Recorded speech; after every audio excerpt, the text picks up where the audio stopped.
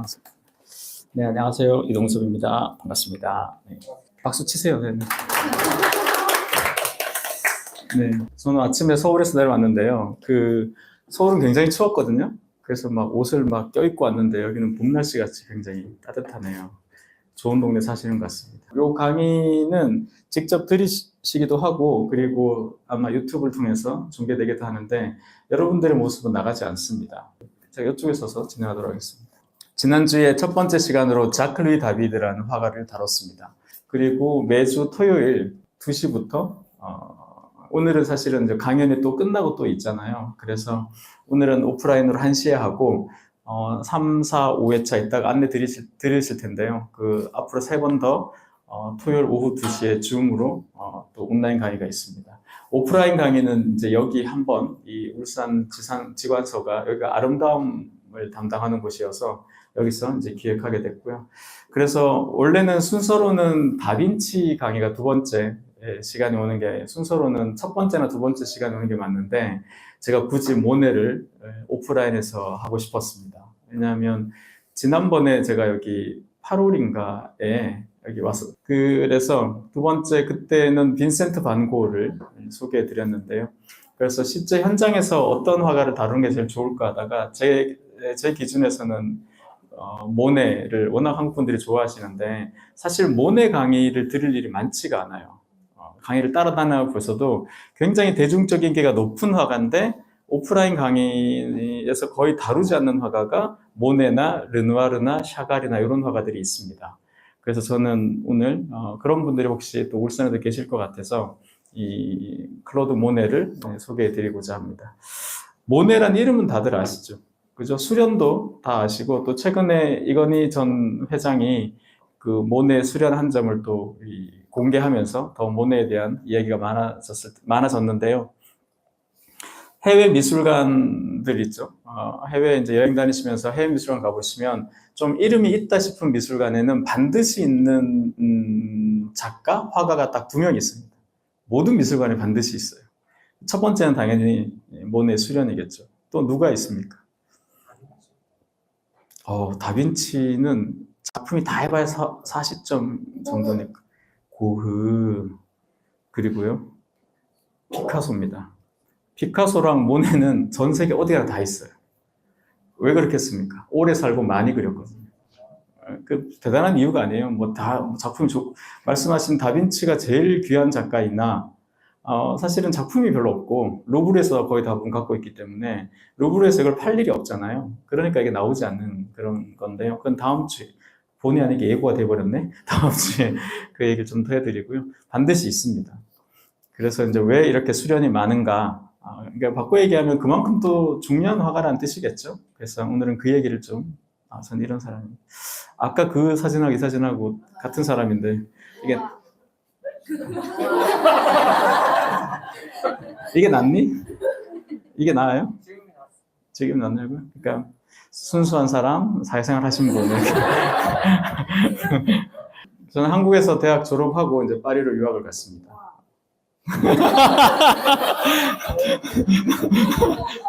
리액션 담당 같다, 야.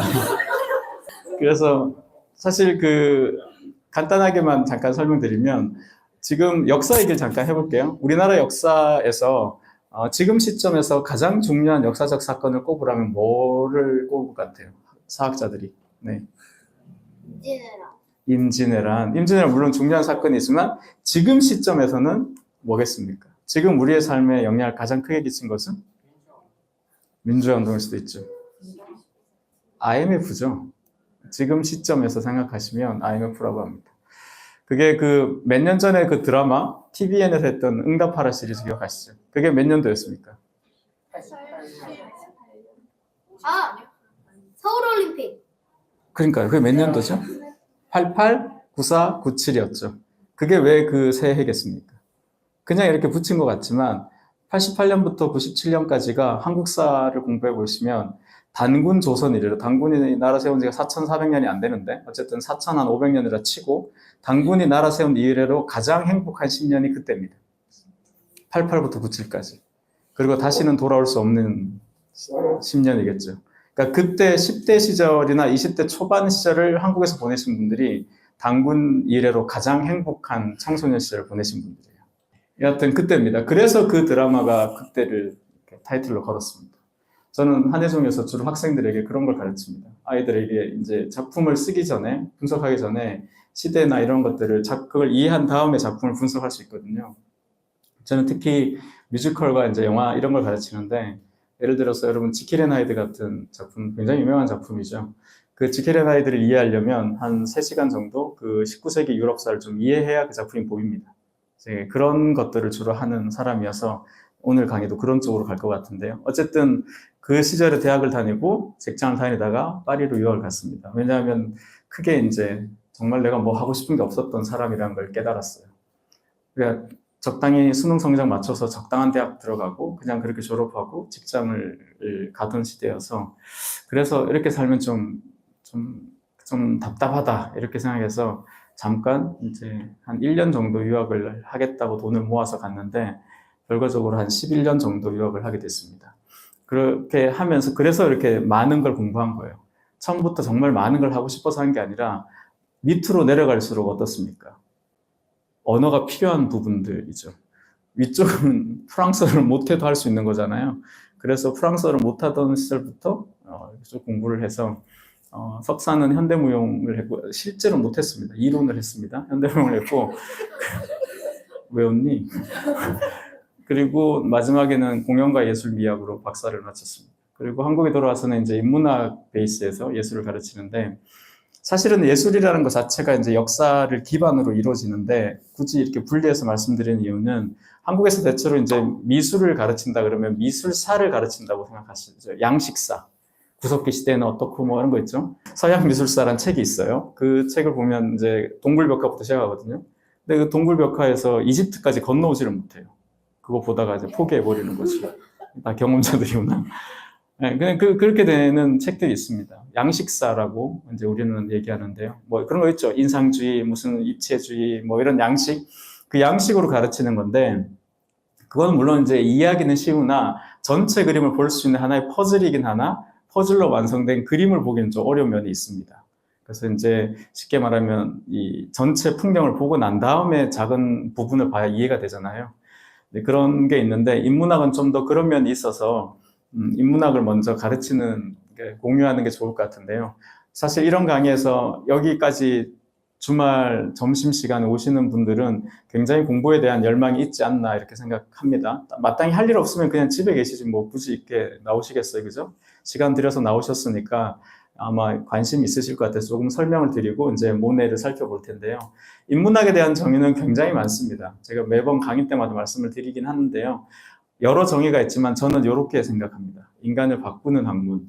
예전에 보통 우리가 인문학이라 그러면 이렇게 얘기했어요. 문사철이라 그래서 문학, 역사, 철학 요 3가지를 이제 보통 인문학에 넣는데요. 설명을 잠깐 들어보시면 문사철이라고 하니까 근데 기본 역사인데 인간은 한 100년 살잖아요.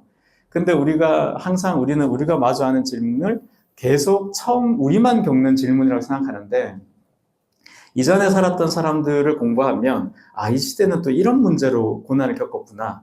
요즘 흔히 하는 말로 모든 시대, 모든 청춘은 저마다의 십자가가 있다 이런 말을 하잖아요. 그러니까 요즘은 또 뭐 취업이나 이런 부분들이 좀 십자가라면, 또 이전에는 또 저희 부모님 세대는 진짜 생존 자체였고 그 다음 세대는 민주화고 뭐 이런 게 있죠. 시대마다 십자가라는 게 있는데요. 그 역사를 공부하다 보면은 지금 그럼 우리는 어떻게 하는 것이 좋을까라는 하나의 생각을 할 수 있는 것이죠. 그죠? 그래서 이제 역사를 오늘을 보는 거울이다 이렇게 보고, 근데 역사라는 것은 기본적으로 우리가 흔히 하는 말로 승자의 기록이다 이렇게 하죠. 권력자나 이런 사람들 것만 주로 기록해 두니까. 그러면 나중에 한 50년, 100년이 지나서 21세기 초반에 한국을 공부하는 사람들한테는 우리는 기록되지 않는 거죠. 우리 같은 대다수의 사람들은. 그렇게 보통의 사람들, 뭐 패자라 그러면 비유적으로 보면 승자, 패자인데 여기서 말하는 패자는 뭐 진 사람이라는 뜻이 아니라 기록되지 않은 그 사람들의 목소리를 쓸어 담은 것이 이제 문학이었습니다. 그래서 프랑스 혁명사를 공부하는 만큼 중요한 것이 위고의 레미제라블이든 뭐 그 고리의 영감이든 적과 흑이든 이런 프랑스 소설을 읽어야 된다고 그러잖아요. 그러니까 100년 후에는 지금 우리 시대를 공부하기 위해서 뭐 대통령이든 재벌 회장이나 경제인을 공부하는 것만큼 그 사람들이 분명히 그 응답하라라든지 아니면 영화라든지 웹툰이라든지 이런 걸 같이 공부하겠죠. 이 시대 사람들을 그걸 보기 위해서. 그래서 그게 이제 문학입니다. 철학이라는 것은 인간이 모여서 사회를 구성한 다음에 살아가는 그 인간, 그리고 죽을 수밖에 없는 존재, 그런 사람들이 반드시 겪을 수밖에 없는 몇 가지 질문들이 있죠. 그 질문들에 대한 어떤 답을 찾는 것, 그게 철학인 거죠. 그러니까 문사철이라는 것은 좀 인간이 어떻게 살아왔고 어떻게 살고 있으며 어떻게 살아야 될 것인가, 요 질문에 맞춰져 있다라고 보면 되죠. 그래서 예전에는 예술이라고 하는 것이 문학의 큰 범주 안에 아울렀습니다. 문학이 19세기까지는 그랬죠. 우리도 치면 20세기 중반까지, 즉 박경리 쌤의 토지나 태백산맥이 팔리던 시절, 얼마 전에 작년에 나온 정지아 작가의 나의 아버지의 해방일기, 그거 읽어보셨나요? 거기 빨치산이라고 나오잖아요. 그게 빨치산이 무슨 뜻인지 혹시 아셨나요? 빨치산의 학부 애들은 지리산 옆에 있는 산 이름인 줄 알아요. 놀랄 일이 아닙니다. 그 빨치산은 원래 프랑스어로 파티장이라고 그래서 이제 게릴라 같은 뭐 그런 저항군이라는 뜻인데, 대부분 사람들이 빨치산 써놓으니까 지리산에서 활동했잖아요, 빨치산들이. 그런 거예요. 근데 요즘 만약에 태백산맥이 나오면 몇 권 팔리겠어요? 그때는 100만 권씩 팔렸지만 10만 권 팔리겠어요? 그러니까 그런 시대라는 거죠.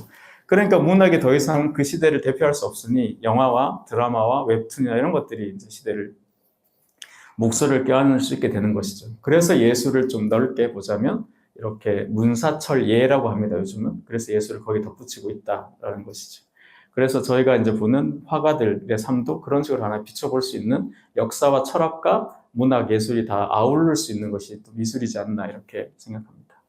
그리고 오늘은 하나만 더 덧붙이자면, 공부라는 것이 사실 여기 계신 분들이 뭐 다시 시험을 쳐서 좋은 대학 다시 갈 것도 아니고, 이렇게 하는 거는 공부에 대한 정의를 좀 알려드리자면, 예전 시대는 정보가 곧 지식이었습니다. 그냥 내가 뭘 알면 그게 지식이었고 그게 그냥 뭐 시험에도 정답이 되고 했었죠. 사실 지금같이 정보가 무한정 제공되는 시대는 지식을 만드는 것조차 힘들어요. 독해력이 떨어진다는 것은 바로 그런 부분인데, 정보와 정보를 연결해서 하나의 쓸모있는 무엇으로 만들어내는 게 지식이죠. 근데 정보와 지식이 같다고 생각하면 지금 시대를 살기 어려운 것 같습니다. 그리고 인문학을 한다면 지혜까지 가야 되는데, 지식과 지혜의 간극은 경험에서 온다고 생각합니다. 내가 알고 있는 지식을 내 경험과 이렇게 삼투압시켜서 나오는 것이죠. 비유적으로 뭐 이제 커피로 이제 예를 들면 커피가 있으니까, 지식이 콩이라면 경험은 물 같은 거예요. 근데 커피라는 것은 물도 콩도 아닌 커피죠. 커피가 너무 많으면 맛이 너무 진해서 불편하고, 또 물이 너무 많으면 묽어서 또 맛이 없고, 적당한 비율이라는 게 있죠. 근데 그 비율은 사람들마다 좀 차이가 나잖아요, 그죠? 그래서 커피도 있어야 되고 콩도 있어야, 커피 콩도 있고 물도 있어야 맛있는 커피가 내려지듯이, 지혜라는 것은 지식으로만 절대 이룰 수 없는 것이죠. 경험도 반드시 필요합니다. 그래서 제가 항상 공부하는 책상에 붙여놓은 말인데, 지혜는 건네받을 수 없다는 말이 있습니다. 이게 제가 생각해낸 말은 아니고 어느 선생님 말씀을 제가 소개하는 건데요. 그러니까 지혜는 건네줄 수는 있는 거죠. 나는 내 지식으로 내 경험으로 살아보니까 이런 지혜가 있어. 그래서 누구한테 얘기해 줄 수 있어요. 근데 그 사람한테는 그것이 지혜가 아니라 지식일 수밖에 없다는 것입니다. 자기 경험에서 그게 부딪혀서 이제 어우러지는 것이라는 거죠. 그래서 지혜는 건네받을 수 없다. 그런 좀 비장한 말 같기도 한데, 그렇기 때문에 저는 오히려 되게 좋은 말이라고 생각하는 게, 너무 많은 정보와 지식에 대한 욕심을 가질 필요는 없지 않나 라는 생각을 합니다. 그래서 우리가 어떤 정보나 지식을 갖고 나의 경험으로 이렇게 잘 해서 지혜를 만들어내는 것, 그게 한 두세 가지 문장이겠죠. 우리도 생각해보면 역사에 남은 인물들의 몇 가지 말들로 그냥 기억하죠. 책 한 권 읽으셔도 사실 문장 몇 개 남는 거잖아요. 그런 것과 이제 좀 비슷하지 않나 싶습니다. 제가 쓴 책들인데요. 뭐 이런 책들을 썼습니다. 그런 게 잘 녹아난 것도 있고, 지식만 가득한 책도 있고, 뭐 하여튼 여러 종류의 책들이 있습니다. 원래 이 책을 보여주면 사진도 찍고 책도 좀 사고 그랬었는데 보시기만 하네요. 알겠습니다. 오늘은 이 파리 미술관 역사로 걷다에 있는 모네인데요. 그 책에는 쓰지 않은 모네 이야기를 들려드리도록 하겠습니다. 이분이 오실 줄 몰라서 준비한 건 아니고 책에 이미 한번 내용을 썼기 때문에. 근데 이 책에는 프랑스 혁명이라는 역사적 사건이 진행되면서 신고전주의, 지난주에 보셨으면 자클 다비드인데요. 그 자클 다비드가 무너지고 모네가 그 자리를 차지하는 한 90년의 역사를 쓴 책입니다. 저 책은. 그래서 역사적으로 이제 역사적 사건이 진행되면서 미술사의 유파가 어떻게 달라지는가 주류에서 그것을 썼기 때문에 그 관점에서 모네를 소개한 것인데요. 오늘 모네는 그냥 모네에 대해서 이름과 수련 정도를 아시는 분들께 모네라는 화가에게 조금 더 집중하는 그런 내용을 준비했습니다. 자, 일단 파리로 가시면 반드시 가시는 미술관 중에 하나가 이제 이 오르세 미술관이시죠. 가보신 분 혹시 계세요? 오, 파리 동호회인가요? 제가 서 있는 요 위치에 루브르 미술관이 있습니다. 그러니까 루브르 미술관과 이렇게 서로 마주 보는데 강폭이 요 다리 걸으면 한 5분? 3분, 5분이니까 되게 가깝죠. 그래서 많이들 루브르 미술관 가시는데 제 기준으로는 루브르 미술관 가시려면 고대 그리스 로마의 신화, 유럽 역사, 그럼 종교 성경의 내용 최소한 요 세 가지는 아셔야 돼요. 그 세 가지를 아셔야 거기가 보여요. 그게 왜냐하면 그 세 가지의 내용을 주로 다룬 작품들입니다. 그렇기 때문에 여러분들이 다음 주에 보시겠지만 모나리자를 가서 보죠. 2시간 걸려가지고 코스 있잖아요. 단기 코스 뛰어가서 보잖아요. 그럼 봐도 아무것도 이해가 안 되죠. 그죠? 내가 모나리자를 봤다는 사실만 감동스럽지 아무것도 이해되지 않는 거예요. 그래서 그 귀한 시간에 왜 굳이 거기까지 가서 그거 보는지 모르겠어요. 근데 내가 그래도 파리까지 왔는데 미술관 한번 가야지. 요 정도 분들은 강 건너 여기 가시기 바랍니다. 네, 여기 가시면 돼요. 여기 가셔서 작품을 쭉 보시면 몰라도 다 보이는 그림들. 네, 오늘 강의 잘 들으시면 요것만 모네만 이해해도 이만큼 다 이해되거든요. 이해하시고 역시 나는 미술을 좋아했나 봐. 이런 분들 뒤늦게 각성하는 분들이 있어요. 그러면 강 건너 다시 루브르 가세요. 그리고 들어가지 마세요. 입장권 비싸니까. 겉에 피라미드 있잖아요. 불 켜진 거. 그냥 그것만 감상하고 오시면 돼요. 그거 감상이 되게 중요해요. 웃을 일이 아니야. 그게 되게 중요해요. 네, 그쵸. 낮에 볼 때는 그냥 유리야. 막 눈부셔. 뭐야, 이거. 물 이렇게 더러워. 비둘기 싫어. 이러거든요. 밤에 가면, 혼돈이 카와이 데스. 이렇게 돼요. 너무 예쁜 거야. 그 조명이. 어쨌든, 그래서 그 루브르를 보시고, 다음날 아침에도 그 사랑이 식지 않았으면 가시면 돼요. 네. 원래 다음날 아침은 많은 변화가 있죠, 원래. 그러니까 꼭. 그래서 여기부터 가시면 된다. 어쨌든, 자, 이 오르세 미술관에서 사람들이 가장 좋아하는 화가 누구겠습니까? 가장 인기 있는 화가들이 대체 이런 거죠. 모네, 고흐, 르누아르. 이런 화가들입니다. 가장 중요한 화가는 누구겠습니까? 가장 학술적 가치가 높은 화가. 그리고 오르세 미술관에 일하는 모든 학예사와 관장이 당신이 생각하기에 이 미술관에서 주인이 누구인가? 즉, 루브르 미술관의 주인 누구겠어요? 그러니까 상징적 존재는 뭡니까? 루브르의 여왕이라고 불리는 모나리자죠. 그럼 오르세의 그 왕의 자리는 누가 가지겠습니까? 모네의 수련은 오랑줄이라는 미술관이 있어요. 거기 있습니다. 오르세 뭐겠어요? 마네입니다. 마네는 다루지 않지만 이번에 마네가 그곳의 주인이에요. 그래서 여러분 누가 서양 미술 아는 척 하고 싶을 때는 오르세에서는 역시 마네를 봐야지 이렇게 얘기하면 돼요.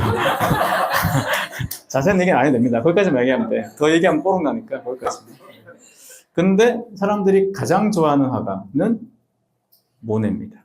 모네, 르누아르, 고흐, 고갱 이런 화가들이 제일 대중적인 인기가 높죠. 클로드 모네, 마네 모네인데 마네는 헷갈리는 분들이 있죠. 마네 모네. 근데 우리는 마네 모네라고 하지 모네 마네는 잘 안 하죠. 그죠? 그래서 마네가 형이에요. 그러니까 나이가 좀 더 많습니다. 이때 시대는 나이가 많다는 거, 그러니까 좀 이전 시대라는 것은 그림이 좀 어둡다는 뜻이에요. 그래서 풀바디의 점심을 그린 게 마네인데 좀 어둡은 게 이제 마네. 모네는 밝죠. 그림이. 근데 모네의 아주 초기작은 조금 어두워요. 근데 그림 톤이 좀 어두운데 치마 색이라도 밝아요. 그리고 만약에 모네가 좀 어두우면 초기작이에요. 그래서 만약에 누가 이거는 그림이 어두워서 마네야 했는데 틀렸어. 모네 초기인가 봐. 이렇게 하면 돼요. 네, 수습할 수 있어요. 두 번째는 인간의 얼굴이 제대로 그려져 있으면 마네입니다. 모네는 얼굴을 그리지 않습니다. 네. 그래서 왜 안 그리냐 하면 자기 부인이어서 안 그린 게 아니고 부인이 대체로 안 그렸거든요. 이게 이제 풍경에서 눈, 코, 입을 그리면 풍경의 균형이 무너집니다. 사람들은 다 인간의 얼굴을 제일 먼저 보게 돼 있어요. 그러니까 풍경의 전체 균형이 무너지겠죠. 그래서 얼굴을 그리지 않는 마네, 모네 되게 아름다운 우정입니다. 그래서 모네 하면 떠오른 작품이 이게 오랑주리에 있는 수련인데 수련은 뭐 한 100여 점 이상 그렸기 때문에 굉장히 많습니다. 우리도 이건희 회장이 공개를 했잖아요, 수련을. 그러니까 아마 이제 갖게 됐는데 그러면 처음부터 이렇게 수련처럼 그렸을까? 여기서부터 이제 이야기를 시작해 볼게요. 세 번의 이제 결정적 순간이 있는데 이거 왜 세 번에 맞추느라 힘들었어요. 이게 사람의 인생을 이렇게 세 번으로 네 번 하니까 좀 이상하더라고요. 왠지 임팩트가 떨어지는 우리는 13579의 나라잖아요. 그래서 5번 하니까 또 그래서 세 번으로 약간 그래서 어거지가 있다가 이해해 주시기 바랍니다. 첫 번째는 이 모네는 프랑스 지도를 이렇게 생각해 보시면 왼쪽 위에 그러니까 영국 쪽을 향해 있는 그 지역을 노르망디라고 하는데요. 그 노르망디 집의 아버지는 이제 장사하는 분이었어요. 백화점 잡화에 관계된 분이었는데 당연히 이 시대는 이제 뭐 아들들이 그림을 그리는 걸 뭐 좋아하는 부모가 없었죠. 당연히 반대했습니다. 당연히 반대했고 뭐 특히 이제 이렇게 뭐죠? 모두가 반대한 거 아니에요. 르누아르 같은 경우는 반대하지 않았어요, 부모가. 왜냐면 진짜 못 살았거든요. 진짜 못 살았고 르누아르는 태어났는데 그냥 그림을 잘 그리는 애였어요. 그냥 태어났을 때부터 그냥 그림을 잘 그려. 이게 제일 재미난 일화가 있는데 그 카페 게르부아라고 지금 없어졌어요. 그 카페가. 그 카페가 이제 마네, 드가, 모네, 르누아르, 그 피사로 뭐 이런 사람들이 모이는 아지트였어요. 요즘 말로 하면. 그 카페 문화가 발달했을 때. 그럼 거기 이제 맨날 만나가지고 오후 한 2, 3시 만나는 거죠. 사람들이 가면 항상 있어. 그럼 이제 막 얘기하잖아요. 그림은 어떻게 된다고, 막, 그림 이렇게 하면 안 되고, 다비드 같은 애들은 그림 그리면 안 되고, 뭐 이런 얘기 하는 목소리 가장 크게 얘기하는 애가 이제 주로 모네, 그리고 이제 드가는 성격적으로 굉장히 문제가 있는 사람인데, 드가도 이번에 하죠. 들으시면 되고, 그런 돈은 마네가 냈을 거예요. 돈은 집에 잘 사니까. 그랬어요. 근데 마네는 그만하고. 그래서 그럴 때 막 이렇게 싸우잖아요. 그림 이렇게 그려야 돼. 저렇게 막 싸울 때 혼자 왜 구석에서 이렇게 혼자 손 낙서한 애들 있죠. 쟤는 왜 맨날 만나면 싸우면서 왜 맨날 만나지? 그래서 계속 혼자 그림 그리는 애들 있죠. 이렇게 낙서하는 애들. 그런 애가 르누아르였습니다.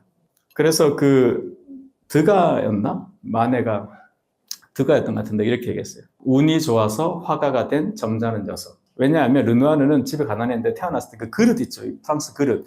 그릇에 그림 그리는 일을 했어요. 어려서부터 그걸 돈을 벌었거든요. 뭐 부모로서는 그냥 내놓은 거죠. 근데 어느 날 갔더니 실업자가 됐어요. 왜 실업자가 됐겠어요? 공장 기계화가 된 거예요. 하루아침에 실업자가 된 거예요. 뭐 그때 뭐 실업수당이 있어요. 아무것도 없지. 그러니까 할 일이 없으니까 그림만 잘 그리는 애고 나이가 들었잖아요. 그러면 이런 애들은 가만히 놔두면 사회 불순세력이 되잖아요. 아뜰리에 등록했더니 거기 갔더니 이제 뭐 모네 뭐 이런 애들이 있는 거야 거기서. 껌 씹고 있어가지고 걔네들이 몰려다니면서 나도 쓰면 르누아르 같은 애는 화가가 되지는 않았을 거예요. 그냥 그래픽인하고 만화 그려가지고 잡지에 투고하고 이런 애로 됐을 텐데 어쨌든 주변에 그 화가들과 어울리면서 진짜 화가가 된 거죠. 그렇게 달라져내고 얘는 반대했어요. 부모님이. 반대하면 사실 이 수단이 없잖아요. 그림은 돈이 많이 들어요. 가난한 집 애들들이 할 수 있는 유일한 예술이 뭡니까? 그래서 집이 가난하면 할 수 있는 유일한 예술. 그건 글 쓰는 것밖에 없어요. 그래서 이 예술사에서도 보면 새로운 변화가 제일 먼저 일어나는 게 문학입니다.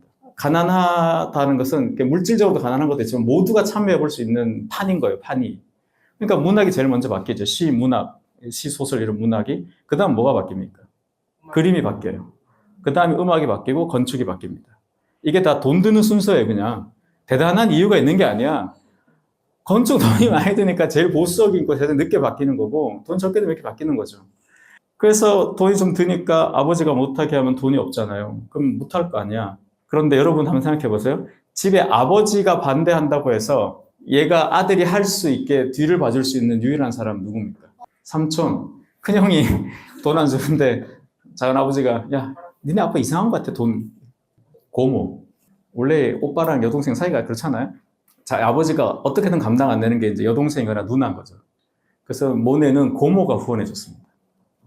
그래서 화가 너 그림 그려. 그래서 심지어는 나중에도 그런 일도 있어요. 이렇게 해서 그림을 그리다가 그때 나중에 전쟁이 납니다. 알제리로 전쟁이 나서 이제 가는데 저 지역이 군인을 뽑는 게 가장 공평하게 군대를 가냐 마냐를 결정할 수 있는 가장 공평한 방식이 뭡니까?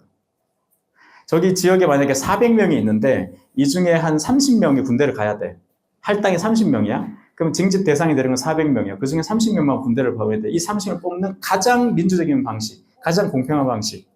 뽑기죠. 제비뽑기. 이게 제일 공평하잖아요. 제비뽑기를 했는데 뽑혔어. 금손이지. 17명 뽑는데 뽑혀. 나한테 그래요. 근데 이때는 이제 귀족제가 있던 그 이후라서 제가 잘 기억이 안 나는데 지금 돈으로 환산하면 한 300만 원 정도였던 것 같아요. 기억에. 그 300만 원 정도를 내면 이제 면제가 되는 거죠. 다음 후순위가 가게. 그럼 아버지가 뭐라고 그랬어요? 이때다 싶었겠죠. 야, 내가 300 줄 테니 너 그림하지 마. 근데 싫어요. 갈 거예요. 갔어. 가서 그때 이제 그림도 있어요. 갔는데 전투하다가 다친 건 아니고 뭐 넘어진 건 아니고 하여튼 좀 다쳤어요. 그래서 후송이 됐습니다. 후송이 돼서 이제 치료하면 다시 또 가야 되잖아요. 전장에. 그때 또 아빠가 얘기해요. 야, 마지막 기회다. 내가 돈 줄 테니까 이제 하지 마라. 그랬더니 싫어요. 그런 거예요. 그랬더니 이때 고모가 나타나서 그냥 쏴줬어요. 돈을. 그래서 군대 빠집니다. 그때. 그러고 나서 이제 전업화가의 길로 들어선 거죠. 그래서 처음에는 자크 루이 다비드 양식. 그러니까 여러분 생각할 때 모나리자라고 생각하시면 돼요. 그게 그냥 그림의 정답이었습니다. 그런 그림처럼 그렸어요. 최대한. 그래서 군인의 모습같이. 전혀 수련과 상관없는 그림이죠. 굉장히 눈에 보이게 마치 요즘 뭐 가족 사진이나 초상 사진 찍는 것처럼 그렸죠. 이런 것을 전문용어로 재현했다 이렇게 얘기합니다. 재현. 요거 보이는 것을 그대로 이제 그린다. 이게 재현. 영어로 representation이라고 하는데요. 사진이 등장하기 전에 현실 모사의 독점적 지위를 누린 것이 그림이다 이렇게 얘기합니다. 그러니까 현실을 눈에 보이게 그대로 그릴 수 있는 수단이 그림밖에 없었죠. 그게 사진기가 등장하면서 깨지게 되는데 그러니까 그림이란 것은 그냥 눈에 보이는 걸 눈에 보이는 대로 그리는 기술이었어요. 그러니까 이렇게 이제 그렸던 거죠. 얼만큼 이걸 데센과 색감이 좋은가 이렇게 그렸습니다. 61년도예요. 그런데 한 6년쯤 지났을 때 그림이 조금 달라지죠. 뭔가 좀 밝아지고 화창해지고 이게 이제 자기 바닷가인데 이때는 자기 선생님이었던 유젠 부댕의 영향을 받아서 노르망디 바다를 이렇게 많이 그렸습니다. 이게 이제 그 바닷가에 있으니까 야외에서 그리고 색채감 두드러진다. 이때는 실내에서 그린 거죠. 실내에서 그렸으니까 좀 배경이 없잖아요. 배경이 왜 있냐 없냐가 중요하냐면 배경은 현실의 구체적 현실을 포함하냐 못하냐예요. 배경을 보면 아 얘가 어디 있다는 걸 알 수 있죠. 이거는 구체적이죠. 어느 지역. 이건 대체로 보고 그렸다는 뜻인데 이때 어떻게 해서 보고 그릴 수 있었냐면 크게 이제 두 가지가 이제 개발이 됐는데 가장 중요한 문제는 물감이었습니다. 물감, 튜브 물감. 근데 왜냐하면 그전에는 물감을 만들려면 아뜰리에서 이렇게 막 예전에는 계란 노른자 넣고 비벼가지고 만들고 막 이랬는데 하여튼 그 만드는 방식이 갖고 다닐 수가 없었어요. 갖고 다니려고 시도는 했어요. 테이크아웃 해보려고 물감을 만든 다음에 동물 가죽으로 된데 이렇게 넣어서 다녀. 근데 이게 꽉 짜매도 어떻게 하다 보면 이게 흘러버리거나 스며들거나 굳어버리는 거예요. 그러니까 물감의 보존이 안 되는, 갖고 나갈 수가 없는 거야. 제대로 된 그게 없어가지고. 그랬는데 1840 몇 년도에 미국의 어떤 애가 그 니켈로 된 예전에 치약이 그 짜는 방식 있죠. 그걸 발견한 거예요. 그러니까 그 사람이 그 튜브 안에다가 이 물감을 넣고 짜면 신선하게 색깔이 이제 변조되지 않고 굳지도 않은 상태에서 보존할 수 있게 된 게 나온 거예요. 그 튜브 물감이 이제 상용화되면서 야외로 나갈 수 있게 된 거죠. 그 다음에 이젤 있죠. 그 야외에 있는 이젤도 나오고 그러면서 이제 밖에서 직접 보고 색깔도 칠할 수 있게 된 거예요. 그러다 보니까 어떻게 돼요? 좀 전에는 하늘이 우려서 내가 칠했는데 색깔도 바뀐 거야. 구름이 막, 이거 바닷가니까 얼마나 구름 변화가 심하겠어요. 또 북부니까. 그렇게 해서 계속 변화하는 걸 계속 보다가 나중에 보면 이제 인상파가 되는 거예요. 그렇잖아요. 우리가 오늘 오후 1시 반에 여기서 스케치를 하고 딱 보고 갔어. 내 기억에. 그러면 실내에서 색깔 칠할 때는 그 기억에 따라서 그린 색깔을 칠하니까 달라지지 않잖아요. 근데 여기 딱 펴놓고 그리다 보니까 저 구름 잡을 수도 없고 저거 계속 움직이는 거야. 그러니까 처음에는 어느 시점에 고정해서 그렸는데 나중에 시간 지나다 보니까 자꾸 저 변하는 저 구름을 그려볼까? 그렇게 하다가 인상파가 이제 정착이 되는 거예요. 무게 중심을 바꾸는 거죠. 어쨌든 그렇게 해서 야외에서 색을 중심으로 그렸습니다. 이때 지금 이 두 명이 앉아 있잖아요. 돈 필요하던 시절이니까 이 사람이 자기 아버지고 이분이 누구겠어요? 양산 쓴 이분. 고모예요. 그려준 겁니다. 이렇게. 그래서 이렇게 이제 여기 보면 이제 슬슬 모네가 나중에 지나고 보니까 모네가 이때부터 약간 꿈틀꿈틀한 거야. 자기 그림을 그리려는 의지가 젊은 시절부터. 그러다가 이게 초기작 중에 하나인데, 요 시절 중에 하나인데, 좀 어두운 실내에서 그렸지만 치마색은 확실히 초록색이 짙죠. 굉장히 요즘도 되게 세련된 색조합이라고 할 만큼 요즘 약간 이런 게 유행하잖아요. 요게 자기 이제 부인이었는데 까미유. 첫 번째는 이게 제가 역사를 공부하고 인간을 공부하다 보면 느끼는 것 중에 하나가 성공이 반드시 좋은 거냐 하면 그건 그 다음 문제인데 사회적으로 자기 이름을 좀 알리기 위해서는 자기께 뚜렷하게 뭔가 만들어졌을 때 알려지죠, 보통. 그런 관점에서 보면 성공에서 가장 중요한 것 중에 하나가 어울려 노는 인간이 좀 질 좋은 인간들과 놀아야 돼요. 이게 만약에 그 모네가 계속 그 노르망디에 있었더라면 얘는 못 만났어요. 마네와 크루베. 여기는 파리에서 활동하던 형들이었거든요. 근데 거기에서도 꽤 괜찮았어요. 그래서 아까 조금 그런 풍경을 유젠 부댕이라는 자기 스승이 있는데 그렇게 계속 그렸으면 그냥 병광의 시골의 풍경화를 잘 그리는 화가로 먹고는 살았을 거예요. 그러니까 좀 잘 나가는 화가는 됐겠지만 위대한 화가가 되는 것, 그것은 굉장히 큰 차이가 있잖아요. 그것 중에 하나가 바로 이런 부분이었어요. 걔가 파리에 온 다음에도 파리에 왔을 때 주류는 누군가 하면 이따 보시겠지만 자클리 다비드 제자들 그림이었어요. 모나리자를 위해 그림, 뭐 쉽게 말하면 그 비너스 같은 거 그리는 거, 그런 그림들이 주류이던 때예요. 그런 그림이 팔리던 때였어요. 그런데 얘네들은 욕만 드립다 먹던 애들이었어요. 당시에. 야, 그림 뭐 이런 걸 그려면 안 팔리는 건 차치하고 욕 비난까지 듣던 화가들이었거든요. 근데 모네는 이쪽 형들하고 친했던 거죠. 지나고 보니까 지금 여러분 에르네스트 메소니에 이런 화가들 모르시죠? 그죠? 그 사람 에르네스트 메소니에는 어떤 화가였냐면 그 사람이 어느 거기 공방에 가서 캔버스 천을 샀다는 소식이 전해지면 전 유럽에서 백지 수표가 날아들었어요. 근데 nobody knows. 지금 아무도 몰라요. 오르스에 있어요. 아무도 안 봐. 심지어 그 사람의 위세가 어느 정도였냐면 나폴레옹 있죠, 1세. 나폴레옹 1세 그림 같은 거 좀 많이 그렸는데 내가 이번 나폴레옹 그려야 되는데 모자가 필요하다 하면 국립박물관에서 모자 바로 택배로 쏴줘요. 실제 모자 옷 입고 있으면서 그렸어요. 그리고 이제 나폴레옹이 말을 타고 가잖아요. 그럼 말이 달리는 속도가 있죠. 이거를 참 저 속도 저대로 나도 요즘은 비디오로 찍어서 슬로우로 보면 착착 보이잖아요. 저 때는 그게 없는 거야. 사진기를 아무리 찍어도 사진이 막 셔터가 느리니까 말이 지나가 버리고 찰나의 기록을 못하니까 내가 이 말과 같은 속도로 달리면서 볼 수밖에 없는 거예요. 쉽게 말하면. 그거 어떻게 돼? 집에 기차를 깔아요. 기찻길을. 집에 기찻길을 깔았습니다. 파리 근교에. 그러니까 우리 치면 뭐 일산 분당점에 자기 집에 기찻길을 깔았다니까? 그리고 자기 아들이나 누구 조사한테 말 타고 달리라 그러고 자기는 그 기차를 타서 보면서 그런 그림을 그렸던 사람이 에르네스트 메소니예요. 하지만 아무도 모르죠. 역사라는 게 그 격변기에 어느 쪽에 서느냐에 따라서 완전히 물길이 달라지는 거예요. 어쨌든 그런데 마네와 쿠르베를 존경했다는 것은 당시로서는 좀 새로운 그림을 그리던 사람들이었습니다. 말이 좋아 새로운 그림이지 욕을 진짜 많이 먹었던 사람이에요. 그리고 이런 얘기를 합니다. 나중에 한 얘기인데 여기서 사실적으로 묘사한다. 여기서 이제 쟁점이 되는 건 사실적이라는 건데 우리는 사실적이다 그러면 눈에 보이는 그대로 그린다는 뜻으로 생각해요. 근데 그런 1차적 해석이 아니라 쿠르베 같은 사람이 했던 사실적으로는 다큐멘터리 PD 같은 거였어요. 현실은 우리가 여러 층위가 있죠. 그러니까 이 예술가가 직접 어떤 숨겨진 현실을 발견해서 그것을 폭로해야 된다라는 뜻에서 사실적이었어요. 쿠르베는. 그러면 모네의 사실적인 뭐냐? 내가 느낀 그대로라는 뜻입니다. 한국어로는 사실적이라는 단어가 하나지만 되게 뜻이 달라요. 예를 들어서 에밀 졸라 같은 사람의 문학을 자연주의 문학이라고 합니다. 자연주의 문학 그럼 어떤 느낌이에요?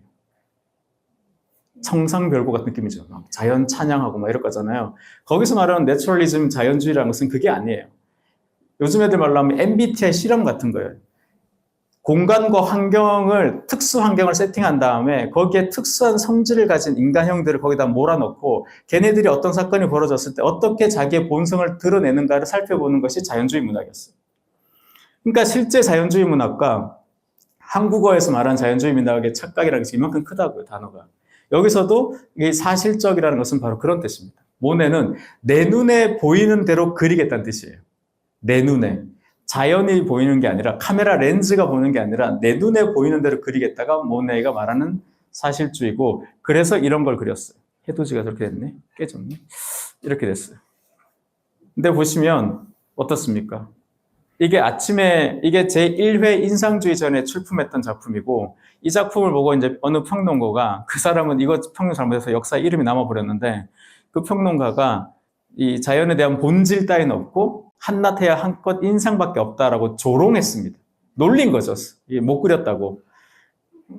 그래서 여기서부터 이제 그 인상파라는 단어가 만들어진 거예요. 그런데 놀리더라도 될 놈들한테 놀리면 쪽팔려가지고 이렇게 좀 이렇게 위축되잖아요. 처음에 그 말 들었을 때 그 내부에서 막 사람들이 막 어떻게 그런 말을 할 수 있냐고 막 이렇게 갑론을박이 있었어. 르누아르가 그랬나? 모네가 그랬나? 야, 근데 생각해보니까 맞는 말이잖아. 이렇게 된 거예요. 야, 우리가 진실을 그린 거 아니잖아. 우리가 인상을 그린 거 맞잖아. 이렇게 된 거예요. 여론이 갑자기 바뀐 거지. 그래서 그냥 그래 우리 인상주의라고 하자 이렇게 된 거예요. 그럼 어떻게 돼요? 놀렸던 인간들이 오히려 놀림받는 기분이 들죠. 그렇잖아요. 야, 이렇게 막 놀리려고 야야 했는데 내가 그래 우리 그거야 이렇게 얘기하니까 뭐지? 이렇게 된 거죠. 이런 일이 벌어진 거예요. 나중에 그 야수파 이런 것도 그런 거거든요. 마티스 야수파도 색깔이 야수처럼 들끓는다 이렇게 약간 조롱한 거였어요. 근데 마티스가 오케이. 내가 생각할 때 맞는 것 같아. 나 야수파 이렇게 된 거예요. 그런 일이 여기서 벌어진 거죠. 근데 이게 아무리 봐도 사실적이라는 그 단어대로 이해하기엔 좀 이해하기 어렵죠. 나는 이게 아침에 해가 뜨고 나서 이게 고기잡이를 하러 나가는 배예요. 원래 제목이 좀 길었습니다. 일출시에 뭐 고기잡이를 하러 가는 배 이렇게 제목이 기니까 그 오기스트 르누아르인데요. 우리가 아는 르누아르가 그 르누아르의 동생의 에드몽 르누아르인데 걔가 신문 기자였어요. 그러니까 그러니까 자기 형의 친구잖아 모네가. 형 제목 너무 길어 좀 짧게 하자 해서 그러니까 인상이라고 할까? 하니까 그거보다는 인상 해돋이로 하자 해서 이렇게 제목이 된 거거든요. 이런 그림인 거예요. 이런 그림. 이걸 보고 고기잡이 나간 기억이 안 나죠 사실. 그죠? 예. 근데 아까 말씀드린 것처럼 친한 형들하고 지내기만 한다고 되는 게 아니라 마네와 쿠르베 이 사람들한테 물리적으로 거리가 가깝게 친하게 지내는 것도 있지만 이 사람들을 연구를 하면서 그냥 할게요. 들으세요? 그래서 마네나 쿠르베 같은 사람들이 하고 있는 새로운 그림에 대한 어떤 관점. 마네도 완전히 새롭게 그렸거든요. 쿠르베도 그랬고. 근데 나이는 쿠르베가 많습니다. 네, 쿠르베가 많은데 쿠르베가 먼저 새로운 종류의 그림을 그려서 욕을 직사게 얻어먹고 있었을 때 마네가 호련히 등장해서 형 내가 도와줄게 해서 자기가 욕을 더 많이 먹어서 쿠르베는 욕을 안 먹게 만드는 그래서 마네. 서양 미술사에서 욕을 제일 많이 먹은 그림 2등이 마네 거고 1등도 마네 겁니다. 그래서 근대 미술의 시작이 누구냐면 마네예요. 오르세의 주인이 그래서 마네입니다. 그래서 여러분 서양 미술사 책 표지가 모나리자 다음으로 풀바디의 점심이 많은 이유가 바로 여기에 있습니다. 그래서 이 사람들이 새로운 그림을 하려는 그 정신에서 야 내가 계속 이런 그림을 이게 이제 살롱에 뽑히기도 하고 인정을 받았지만 그냥 다 주변 사람들 그림과 별로 차이가 크지 않은 거예요. 그러니까 나도 저분들처럼 뭔가 완전히 새로운 그림을 할 수 없을까? 계속 그런 고민을 하다가 몇 년 후에 이런 그림을 그린 거죠. 여기서 여기까지가 너무나 건너오기 힘든 먼 다리입니다, 이게. 예. 근데 저걸 거치지 않고 바로 일로 올 수는 없어요. 그러니까 모든 화가는 자기만의 방식으로 서양 미술사를 정리한다는 말이 있습니다. 그건 뭐냐면 자기가 일하는 이 분야, 그 영재 교육에 나오는 미하일 칙센트미하일도 그런 말을 하는데 자기 분야에서 특출나기 위해서는 그 분야에 통용되는 법칙을 일단 간파하고 이게 습득해야 돼요. 그래서 피카소도 데생을 굉장히 잘했잖아요. 그러니까 나중에 입체주의 그림을 그릴 때 인정이 되는 거예요. 그런 것처럼 저걸 거쳐서 저기서는 더 이상 갈 게 없다.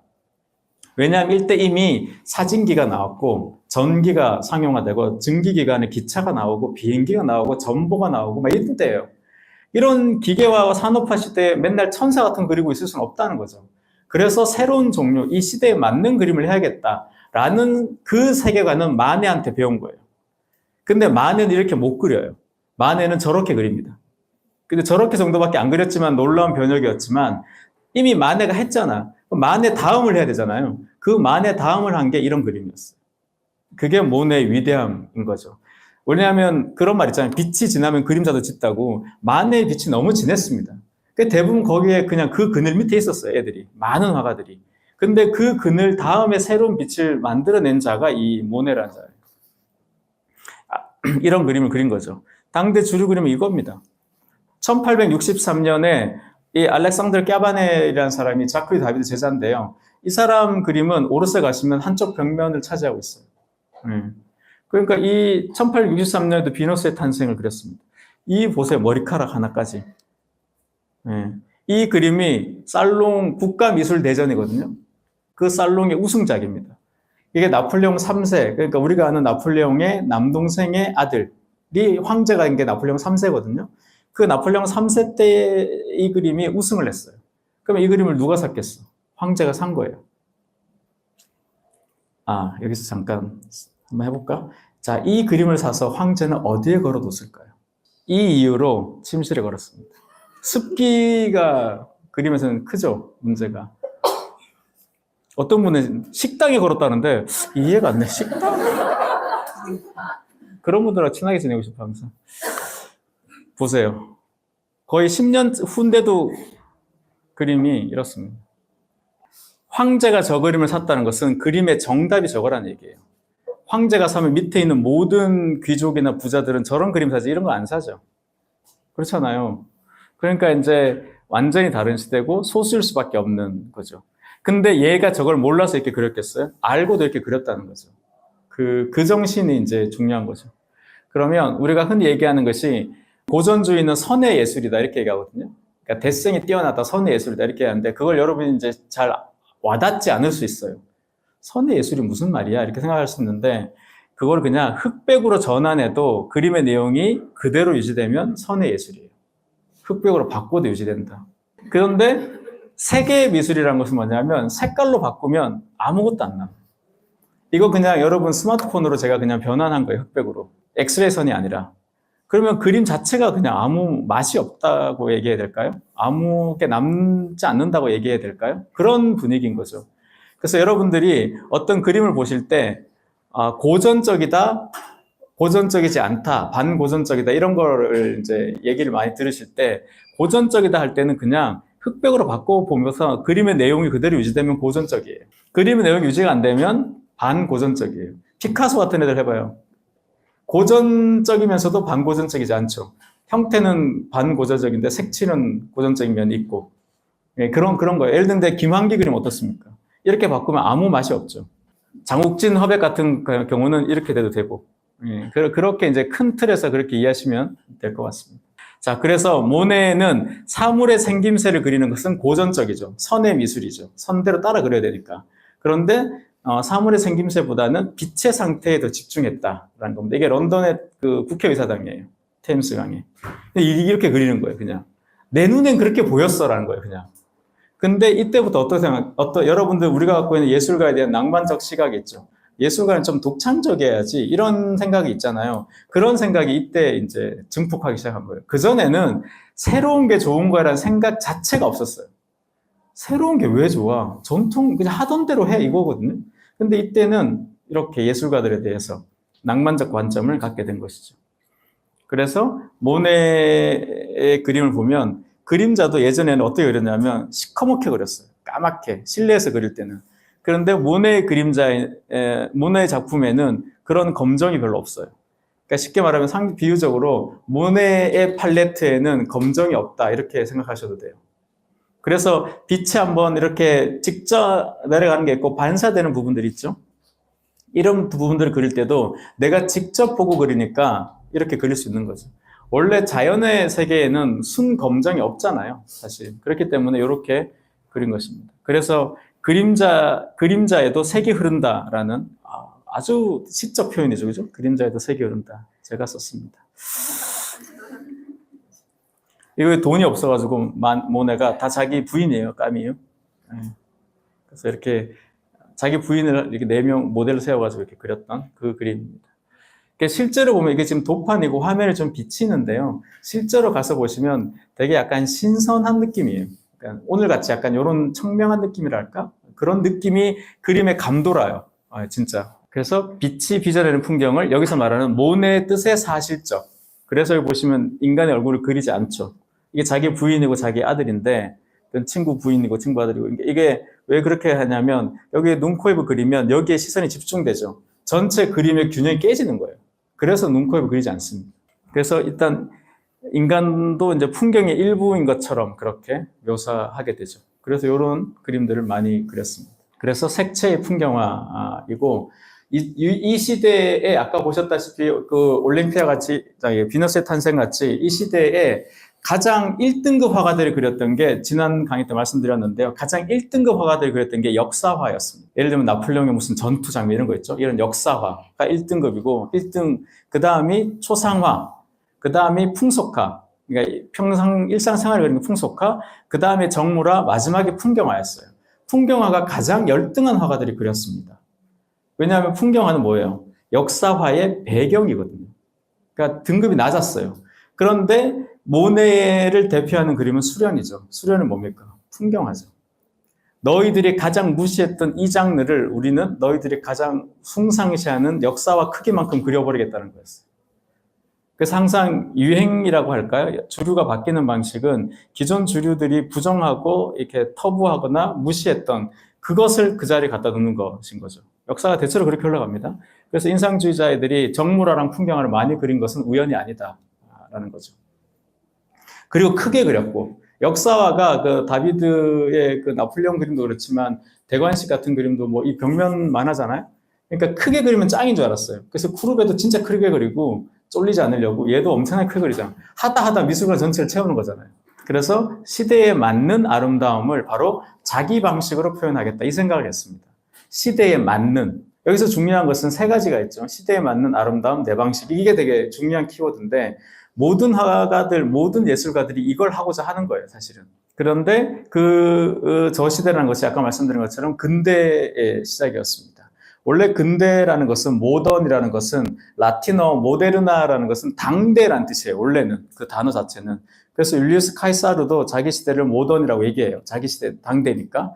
근데 인류사를 보면 저때 19세기 후반에 워낙 변화가 극심하기 때문에 저때를 특정하는 단어로 모던을 쓰기도 합니다. 원래는 당대란 뜻이에요. 그래서 왜 예전에 대학교 때 그거 프랑크푸르트 학 발음 공부하신 분 혹시 계세요? 포스트 모더니즘 이런 거? 단어들 막 들어본 적 없으세요? 들어본 적 있죠? 아무리 읽어도 이해 안 되고. 그게 다 번역이 잘못돼가지고 그런 건데, 우리는 나의 무식을 탓하고 그랬잖아요? 다 번역이 잘못돼가지고. 그랬다고 하더라고요. 네. 저도 읽다가 포기했습니다. 욕하면서. 자, 그런데 그게 동시대. 그래서 그때가 모던이어서 우리 시대는 그 이후라는 뜻에서 포스트 모던이라고 불렀던 거예요. 그러니까 왜냐하면 저 때 만들어 놓은 걸 그냥 지금 우리가 스마트폰도 그렇잖아요. 그때 걔네가 만들어 놓은 것들을 합쳐서 그냥 다르게 쓰는 거죠. 근데 똑같은 거예요, 그냥. 그래서 인상주의 시대를 그래서 동시대의 미술이라고 하는 거죠. 저 때도 주류의 정답은 그런 거였어요. 그 비너스의 탄생 같은 거였어요. 가로, 세로로 그리고 뭐 이렇게 저렇게 그리는 거였는데 당대를 그리겠다 해서 이 생 라자르 역입니다. 파리 가시면 그 오페라 극장, 그 백화점 있는 그 뒤편에 있는 여기 이제 생 라자르 역인데요. 그 생 라자르 역을 이렇게 그렸어요. 근데 당시 사람들 관점에는 뭐 기차 같은 이런 걸 그리냐고. 예를 들어 여러분 미술관, 국립현대미술관 서울관 갔는데 핸드폰, 스마트폰 있죠. 그 바탕화면을 크게 다 그려놓은 거야. 정물화 같이. 그럼 어떻게 했어요? 뭘 저런 걸 그려서 얘는? 이런 생각이 들잖아요, 사실. 이때가 그런 거예요. 아니면 요즘으로 따지면 뭐 전기자동차 뭐지? 테슬라? 테슬라 같은 거 막 그려놓고 막 전기 충전하는 모습 그려놓은 거예요, 그냥. 좀 뭐 전기를 아끼자는 거지 뭐지? 환경 보호하자는 건가? 이런 생각을 하죠. 그냥 그 자체만 봐야 되는데 뭔가 상상을 하잖아요. 이 시대 사람들은 근대라는 것, 특히 기차 이런 것들을 굉장히 흉물스럽다고 생각했어요. 그리고 프랑스 애들, 특히 파리 애들을 여러분이 오해하시는 게 굉장히 진보적이고 아름다움에 대한 감각이 예민하다고 생각하잖아요. 거짓말입니다. 잘못되어 있어요. 걔네는 그런 애들이 아닙니다. 걔네는 굉장히 보수적인 애들이에요. 파리 애들의 미감이라는 것은 기본적으로 보수, 신고전적이에요. 바꿔 얘기하면 에펠탑 세워질 때 그를 반대한 이유가 뭐겠어요? 도시 전체의 균형이 깨진다는 이유였어요. 그리고 루브르 미술관의 유리 피라미드를 그렇게 반대한 이유가 또 같은 이유예요. 균형이 깨진다. 굉장히 보수적인 애들입니다. 근데 정치적인 결정을 하는 그 사람 중에 몇 명이가 굉장히 앞선 눈을 가진 사람들이었어요. 그래서 이렇게 문화적으로 크게 앞으로 나아가면서 이 이후에 오는 사람들을 끌어당기는 것이지, 그 사람들한테 여론조사했다가는 그 에펠탑이든 유리피라미드든 다 없었던 거죠. 여하튼 기차역이 그런 거였습니다. 기차역이.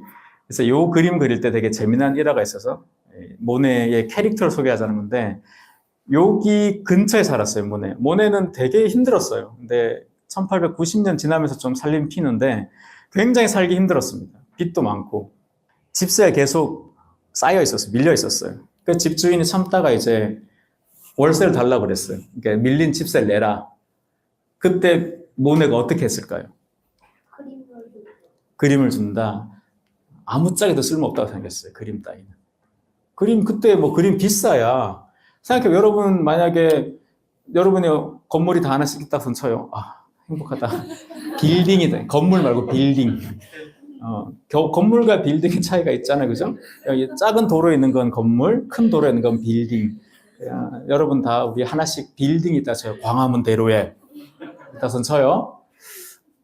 근데 월세 계속 밀렸어. 근데 어떤 애가 자기 그림이라고 가져왔어. 이걸로 좀, 그래, 내가 예술을 몰랐는데 고맙습니다. 받겠어요?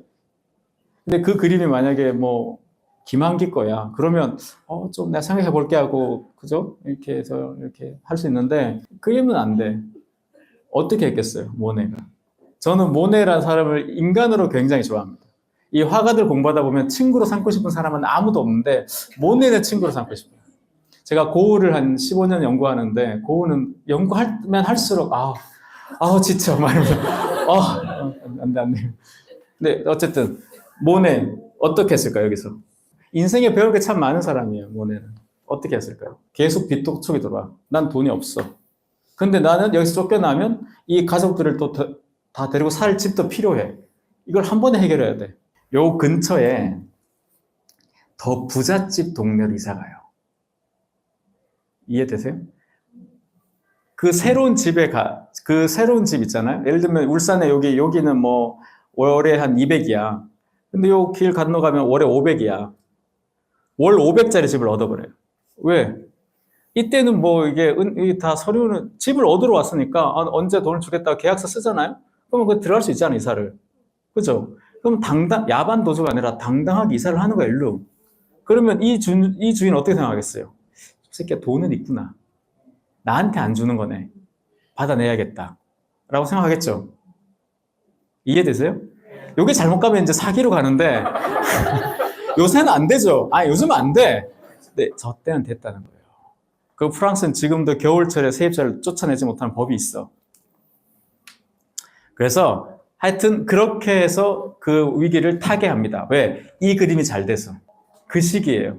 근데 이게 왜 중요한가 하면 역경이 생겼을 때 이걸 어떻게 극복하는지가 굉장히 중요하거든요. 이따가 또 모네 사례가 나오는데, 여하튼 이 그림을 그릴 때, 그런데 이 그림을 그릴 때 어떻게 그리냐면, 이 당시에 이 인상주의자들은 여기서 여러분들 생각할 때 가장 중요한 게 뭐라고 생각하세요? 기차역 풍경이니까, 생라자르 이름이니까 기차역이니까 기차역이 제일 중요한 그림의 소재라고 생각하잖아요. 하지만 인상주의자들이 그리고자 한 것은 기차역이 아니에요. 이 연기 같은 겁니다. 왜냐하면 일시적이고 더덥고 우연한 것을 그리고 싶었어요. 전통과 역사라는 것은 그러니까 쿤데라식으로 얘기하면 무거운 거예요. 이 무거운 게 지긋지긋한 거야. 그러면 가벼운 걸 좋아한 거죠. 그게 저런 수증기든 연기든 아침에 구름이든 이런 거예요. 그걸 그린 거예요. 이걸 그리고 싶었던 거, 이거 쉽게 말하면. 근데 이거는 문제가 뭐야? 기차가 이렇게 들어오다 보면 연기도 이렇게 해서 계속 움직이잖아. 이 고정이 안 돼. 너무 그릴 수가 없는 거야, 계속. 그래서 모네가 어떻게 했냐? 요런 캐릭터를 가진 모네예요. 어떻게 했겠어요? 역장을 찾아가서 기차를 멈춰달라 그럽니다. 기차를 멈춰달라. 그러면 기차 역장 어떻게 하겠어요? 아, 네, 멈춰드릴게요. 그러겠어요? 에르네스트 메소니에는 멈출 수 있어요. 클로드 모네, 누구세요? 이렇게 되는 거지. 안 되죠, 당연히. 그러면 모네가, 아, 안 되는구나. 안녕히 계세요. 갔겠어요? 어떻게 했을까요? 싹싹 빈다. 비는 애는 아니에요. 누워요? 어떻게 했을까요? 요런 애라니까 배짱이 좋은 애죠. 어떻게 얘기했어요? 가서. 역장을 약간 협박 같은 거 하는 거예요. 약간 나쁘게 들은 협박인 거죠. 당신이 저 기차를 멈춰주지 않으면 당신은 프랑스 미술을 30년 뒤로 물리는 사람이다. 이런 식으로. 근데 그리고 이제 더 이런 말도 해요. 막 이렇게 자기를 이렇게 해서 하는데 그 말을 듣고 역장이 기차를 멈춰줍니다. 근데 진짜 그 말을 믿어서겠어요? 그게 아니죠. 그게 아니에요. 뭐겠어요? 어떤 사람이 진정으로 절실하게 무엇을 원한다는 게 느껴지면 내가 할 수 있는 범위 내에서는 도와주고 싶게 되는 게 인간이에요. 그게 열정이 타인을 물들인다 이렇게 얘기하는 거예요. 그게 무서운 거죠. 그렇게 찾아와서 계속 얘기하다 보면 역장이 자기가 가능한 어떤 기차를 안전의 범위 내에서 할 수 있는 시간대가 있겠죠. 그러면 그때 다시 오라고 해서 기차를 멈춰줍니다. 그래서 왜 성공한 사람들을 이렇게 나름대로 이렇게 분석해 보면 그런 건 잘 분석하는데 왜 나는 이럴까? 분석해 보면 세 단계가 있어요. 여러분 인생 한번 생각해 보면 첫 번째는 일단 무조건 열심히 해야 돼요. 자기가 이 일에 확신도 있고 열심히 해야 돼. 그 다음에 두 번째, 그러니까 그 다음 단계에 어떤 사람이 등장하냐면 조력자가 등장해요. 그냥 도와주는 사람이 있어. 이게 돈을 받고 안 받고가 상관없이 그러니까 나를 도와주는 사람들이 생겨요. 무조건 열심히 해야 돼. 그래서 하다 보면 아, 제가 뭐 좀 해드릴까요? 도와드릴까요? 이게 같이 일을 하게 됐는데 그 사람이 나한테 그 열정에 반해서 도와줄 수도 있고 그게 아니라 그냥 친구일 수도 있고 일면식도 없는데 그냥 멀리서 보다가 도와줄 수도 있어요. 조력자가 등장합니다. 이게 되게 중요한 거예요. 저도 살다 보면 이렇게 SNS 열심히 하는 건 아니지만 하다 보면 뜬금없는 데서 연락이 올 때가 있어요. 뭐 해달라고. 그런 것들이 다 그분들이 조력자인 셈인 거죠. 그리고 세 번째가 있어요. 이게 결정적입니다. 자기가 노력하고 조력자가 생기는 경우는 꽤 있어요. 근데 세 번째가 결정적이더라고요. 세 번째가 뭐겠습니까? 이거 사주보러는 반드시 나오는 말인데 운이에요. 운입니다. 근데 이렇게 하면 너무 허무하죠. 그 운이라는 게 로또 당첨 같은 게 아니에요. 그 운이라는 게 뭐냐 하면 이 조력자들이 있죠. 이 조력자들이 내가 이 사람하고 어떤 일을 했는데 이 사람이 너무 일을 잘해. 태도도 좋아. 태도가 중요하지. 일도 중요하지만 태도가 중요하잖아요. 사람은. 일도 잘하고 태도도 좋아. 그럼 내가 이 사람에 대해 소문을 내겠죠. 그죠? 같이 다니기도 하고 술도 마시고 뭐 놀면서 이렇게 소개도 하고 이렇게. 그러면 조력자의 이 사람도 누군가에게는 또 조력자가 있겠죠. 이런 여러 파도들이 있을 거 아니에요? 옛날에 싸이월드에 1촌 혹시 아세요? 1촌에서 한 5촌, 6촌이 되는 거야. 그러면 나는 이 사람을 몰라. 알 수가 없어. 근데 그 사람이 어느 날 갑자기 아 맞아 걔가 그런 사람이 있다 그랬는데 전화해봐. 해서 제가 어느 모 그룹에 가서 특강한 적도 있어요. 나는 어떻게 저 사람이 나를 알지 했는데 그 중간에 많은 파도들이 있더라고요. 그런 일이 생기더라는 거죠. 모네가 그런 거라고 저는 생각합니다. 이 사람이 진짜 열심히 해요. 정말 오늘 저녁에 뭐 먹지라고 생각했어요. 아무 먹을 게 없어서. 그래도 열심히 그렸어요. 그랬더니 주변에 그거 보고 마네의 아버지는 법무부 장관이었고 엄마는 귀족이었습니다. 굉장히 잘 살았어요. 그래서 마네가 직접적으로 사준 것도 많고 자존심을 생각해서 친구를 내세워서 우회적으로 사준 것도 꽤 있었어요. 그런 게 많았습니다. 이 우정이. 그래서 마네를 비롯해서 마네가 혼자 샀겠어? 그 다음엔 드가한테 야, 너 좀 사. 뭐 이렇게 해가 또 사고 뭐 이렇게 했어요. 친구들한테. 그런 일이 벌어지니까 이렇게 뜬금없이 갑자기 그림이 팔리기도 하고 그랬어요. 그러다가 이제 마네를 또 주목했던 사람이 있으니까 이 마네가 자꾸 모네 그림을 사. 그러면 음흉한 컬렉터들이 있잖아요. 아, 저 사야 되는 거 아니야? 이렇게 또 사는 거야. 또 이 사람을 경쟁자로 생각하는 런던의 갤러리스트는 야, 저거 사야 되나 봐. 또 사는 거죠. 이런 일이 계속 벌어진다는 겁니다. 연쇄작용이. 여러분들이 제 책을 다 사셔야 돼. 그래서 의무를 갖고 사서 다 없애주시기 바랍니다. 그 그림입니다. 그래서 모네는 안 팔릴 거라고 너무 확신했어요. 왜? 기차역 이런 거 누가 사냐고. 흉물스럽게 욕먹으니까. 대박이 났어요. 이 그림이. 그러면서 인생이 좀 달라지는데 인상파한테 근대성은 이런 거였습니다. 이걸 잘 기억해 주셔야 이따가 대성당이라는 작품이 이해가 됩니다. 수령과. 그래서 지금을 그냥 그리는 거예요. 이 뱃놀이 하는 여가를 즐기는 거죠. 이런 그림을 그렸습니다. 아까 바닷가를 그린 것과 한 5년 정도 지났는데 완전히 다르죠. 같은 소재지만 이런 거 그렸어요. 여기에 무슨 어떤 삶의 의미 이런 거 없어요. 그냥 그린 거예요. 그냥 뱃놀이 하고 있는 여자. 이때는 이게 약간 여가였거든요. 왜냐하면 이때 이제 주 6일제가 도입되면서 일요일은 다 쉬었습니다. 그래서 부자들은 기차를 타고 그 도빌이라고 있어요. 프랑스 북부에. 도빌, 영화 남가요 혹시 아세요? 그 위쪽에 있는 북부에 있는 바닷가인데요. 거기에 기차를 타고 가서 하루를 보내고 오는 게 당시 이제 부유층들의 데이트 방식이고, 그냥 보통의 사람들은 이런 샌드강이나 샌드강 지류에 이제 이렇게 하루 놀았습니다. 그리고 아니면 르누아르 그림처럼 그 무도회 같은 더 가난한 노동자들은 거기서 그렇게 춤추고 놀았던 거죠. 이게 이제 몽마르트 여기 앞에 이게 물랑딜라 갈레트고 여기 야외에서 이렇게 춤추고 있는데 자기가 가진 가장 좋은 옷을 입고 나오거나 그런 옷이 없는 노동자들이 많겠죠. 몽마르트는 진짜 가난한 동네, 원래는 파리가 아니었습니다. 근데 파리를 신도시 만들면서 거기를 파리를 편입시킨 거예요.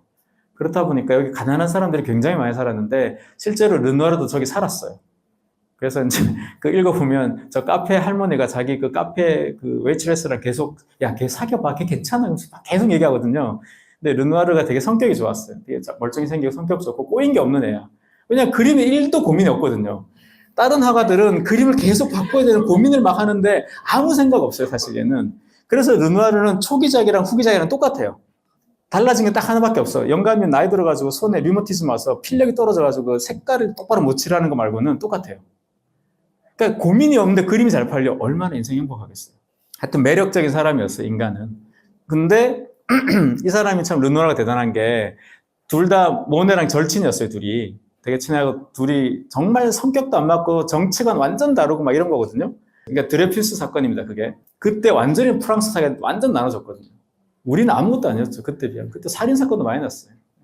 근데 그랬는데도 친구로 잘 지냈어, 둘이. 둘 다 성공해서 모네는 이따 보시겠지만 지베르니 정원을 만들고 르누아르는 남프랑스로 내려가서 올리브 밭을 사서 거기서 살았거든요. 그리고 부자가 됐을 때도 그게 있어. 애가 원래 가난한 애들이 부자가 돼서 자기를 과거를 잊는 경우도 많지만 르누아르는 이 동네 사람들이 어려운 일이 생길 때마다 항상 도와줬어요. 어떻게 도와줬어? 마음으로? 돈으로. 그래서 이런 걸 그리는 것이 당대 이제 유니타면서 기차와 이런. 근데 고전주의자들 입장에서는 이 그림을 누가 사냐는 거예요. 이 그림은 이 아저씨들이 사야 돼요. 아니면 뭐 기차 뭐 다리 시에서 하던가 누가 사 이거를. 그 시대의 주류들은 그렇게 생각했다는 거예요.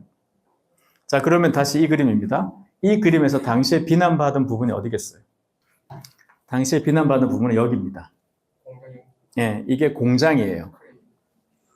예, 이게 어르신들은 동해안에 살았거나 나이가 좀 있으신 분들은 나무라고 생각하시는 분도 계시더라고요. 바닷가에는 동해안에 나무가 많잖아요. 남해안은 여기 남해구나. 울산 공업의 도시. 쏘리, 혼또 있으미마셍. 동해안인가요? 제가 이래요. 미안해요. 그래요. 공장 저것 때문에 비난을 받았어요. 왜 이렇게 공장 같은 걸 왜 그리냐? 아까 말씀드린 기차를 왜 그리냐가 똑같은 거죠. 공장을 왜 그리냐? 그래서 비난을 받았습니다. 이런 거. 아까 보셨던, 다시 한번 보시면 좀 다르죠? 이걸 한 7점, 그러니까 8점을 그렸습니다. 그리고 요 시대에, 이렇게 얘기하면 모네가 너무 이상한 사람 같아서 제가 이거는 따로 준비했는데, 자기 부인이었던 까미유가 돌아가셔요. 완전 이제 성공하기 직전이었어요. 모네가 사실은. 근데 그때 이제 이렇게 돌아가셨는데, 이런 죽음의 침상을 사실은 프랑스는 전통이 있습니다. 그리는. 사진도 찍고 데스 마스크도 뜨고 이렇게 하는데 모네를 좋아하지 않던 사람은 또 비난했어요. 자기 부인 죽어가는데 이걸 그리고 있냐. 근데 돌아가신 직후에 그렸습니다. 그래서 얼굴 색이 지금 좀 색깔이 어떻게 보이죠? 약간 푸르게 약간 굳은 고색을 쓰고 있고 공교롭게도 이렇게 약간 하트 모양으로 이렇게 그려놨죠. 자기 부인을. 이때 썼던 가난했다 그랬잖아요. 이게 되게 절절합니다. 그래서 이 전당포에 저당 잡힌 이거를 친구한테, 자기 후원자한테 돈을 좀 달라 그래서 그 목걸이를 찾아서 까미유에게 걸어주고 싶다는 거죠. 관에 넣을 때. 그래서 이 해바라기가 뭐 물론 이제 해바라기는 빈센트의 그림으로 아주 유명하지만 모네 해바라기도 또 사실은 더 약간 좀 다르죠, 확실히. 예, 그래서 이것도 참고 삼아서 보시면 좋을 것 같습니다. 자, 그리고 그 다음인데요. 이때 이제 이 사람의 인생에 어떤 결정적 순간이 다가오는데 두 개 그림 제목도 보시면 똑같아요. 시간만 다르고 두 점을 그렸어요. 이 두 점 중에 한 점이 살롱에 뽑힙니다. 그리고 모네 자기도 이걸 그리면서 이게 뽑힐 거야라고 확신했어요. 실제로 그걸 뽑혔습니다. 자, 어느 게 뽑혔을까요? 자, 왼쪽이 1번, 오른쪽이 2번입니다. 자, 1번 뽑혔다. 2번 뽑혔다. 뭐 들은 거야? 제가 열심히 강의했잖아요. 살롱은 뭐라 그랬어요? 고전적인 그림 뽑힌다 그랬죠. 어느 게 더 고전적이에요? 1번이죠. 이게 훨씬 더 사실 이게 고전적이죠. 요 두 개 나란히 비교해 보면 알 것 같죠. 그래서 오른쪽은 자기가 그리던 방식대로 그린 것이고 왼쪽은 살롱이 뽑히겠다. 뽑히고 싶은 마음이 강렬하게 들어가서 이렇게 그린 거예요. 그래서 예상대로 1번이 뽑힙니다. 자, 그리고 여러분 생각해 보세요. 진짜 잘 안 되다가 겨우겨우 살다가 살롱에 뽑혔어. 주류한테 인정을 받은 거예요, 지금. 그 다음에 여러분 어떤 선택을 하시겠습니까? 계속 1번을 그리겠다. 그죠? 저걸 뽑아준 사람들은 그럴 거 아니야. 야, 얘가 맨날, 이 돌아온 방탕아 같이 우리가 품어주자. 그런 마음에서 이걸 뽑아줬는데, 저런 기회주의자 중에 굉장히 현명한 태도라고 생각합니다. 예, 여기서 이 굉장히 결정적인 순간이 와요. 이게 나중에 여러분도 어떻게 보면 인생에서 이런 순간이 올 수도 있죠. 내가 갈림길을 섰어. 안 하던 걸 해서 주류한테 인정을 받았어. 얼마나 고민되겠어요. 그죠? 계속 이렇게 하면 이 효과가 계속 날 것 같고, 다시 이걸 하고 싶긴 한데 이걸 다시 했다가는 또 예전처럼 돌아가야 될 것 같고, 얼마나 고민되는 순간이에요. 정답은 없죠. 그죠? 다 사람 자기 세계관이 나올 수밖에 없는 그 순간인데, 여기서 과연 어떤 선택을 했는가? 이 선택이 모네를 위대한 화가로 만들었습니다. 그냥 인상주의를 대표하는 성공한 화가가 아니라 위대한 화가로 만든 것은 바로 여기서 내린 선택이에요. 그게 연작이었습니다. 2번으로 하는데 연작을 해버린 거예요. 이게 집구하던 애하고 비슷한 거예요. 이게 집구하던 그 팩이랑 역장을 설득하던 논리랑 이거랑 다 비슷한 일련의 이 사람의 캐릭터라고 저는 생각해요. 연작이라는 건 뭐냐면 이 건초더미죠. 이 사람이 저때 이걸 인정받고 나서 욕을 엄청 먹었어요. 인상파 하던 애가 무슨 다시 타락한 것처럼 이렇게 아부하듯이 이걸 그렸냐고 막 다 욕했어요. 유일하게 욕을 아는 사람이 르누아르였어요. 아무 생각이 없으니까 걔는. 진짜 이렇게 하면 너무 좀 근데 나쁜 뜻이 아니라 여기서 아무 생각 없다는 게 애가 진짜 그럼 바보란 뜻이 아니라 그림에 뭐 그렇게까지 뭐 이렇게 싸워 이거였어요. 그러니까 이제 이거든 저거든 네가 원하는 거 해 이런 편이었어요. 친구예요. 둘이 맨날 그래서 같이 스케치 여행이라고 해서 여행 다니면서 그림을 많이 그렸어요. 예, 여행 다니면서. 그래서 보니까 아까 연기같이 건초도민 하나인데 봄, 여름, 가을, 겨울, 아침, 점심, 저녁에 따라서 저게 너무 다 다르게 보이더라는 거예요. 그러면 그 다른 걸 다 그려보자 라고 한 거예요. 자, 그럼 뭐예요? 소재는 한정적인데 바뀌는 것은 환경이 바뀌는 거죠. 예전에는 이런 그림이 없었어요. 미술사에. 포플러 나무입니다. 제한되었고 시간에 따라다니는 빛이 걸려. 자, 그러면 여러분 포플러 나무가 중요합니까? 빛이 중요합니까? 빛이 중요하죠. 자연의 빛은 그림의 색입니다. 음악은 소리의 문제죠. 소리를 어떻게 조화시키냐가 음악이 되냐 마냐잖아요. 그럼 자연의 빛은 결국 그림으로서는 색으로 어떻게 받아들이냐 문제예요. 표현하는가. 그렇게 봤을 때 이렇게 똑같은 소재인데 시간에 따라서 달라지는 저걸 그리는 거죠. 따라서 플라타나우스라고 제목은 붙었으나 그것이 중요한 것은 아닌 거죠. 건초돔이라고 제목 붙었지만 그게 중요한 게 아니라는 겁니다. 시간에 따라 달라지는 빛. 자, 요때가 이제 지베르니 갔을 때인데 이 플라타나우스가 있는 요 나무가 요 나무 땅이 팔렸어요. 근데 모네가 이걸 완성을 다 못했어. 땅이 팔렸어. 자, 어떻게 난관을 해결했을까요? 땅 주인이 그냥 땅을 갈아엎고 뭐 건물 지으면 나무가 사라지니까 그림을 그리고 있던 중이니까 이걸 보존을 해야 되잖아요. 어떻게 과연 설득했을까요? 이땐 돈이 좀 있었어요. 돈을 줬습니다, 그냥. 제가 이만큼 돈을 드릴 테니 요때까지만 좀 기다렸다가 이 나무를 베어달라 해서 그때 그래서 이제 나온 거잖아요. 역시 인간은 돈이 있어야 돼.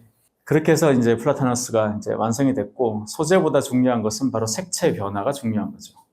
원래 이전에는 그리스 로마 신화, 종교, 역사는 다 소재 얘기죠.